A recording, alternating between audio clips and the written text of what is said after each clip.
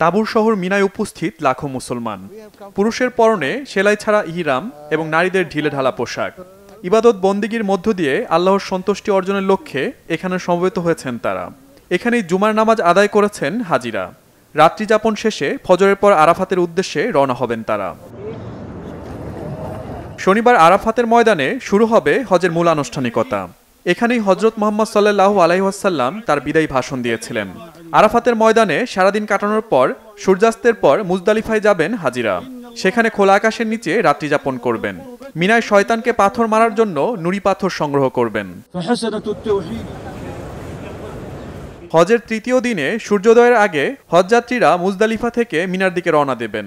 মিনায় পৌঁছে তারা প্রতীকী শয়তানকে লক্ষ্য করে ছোট ছোট 7টি নুড়ি পাথর নিক্ষেপ করবেন। পাথর নিক্ষেপ শেষে হাজিরা কোরবানি করবেন। এরপরই মাথা মুড়িয়ে ইহরাম খুলবেন। তারপর তারা তাওয়াফ করতে মক্কায় যাবেন। মক্কা থেকে আবার মিনায় ফিরবেন। মিনায় আরও 2 দিন অবস্থান করে প্রতীকী শয়তানকে লক্ষ্য করে পাথর ছুড়বেন হাজিরা।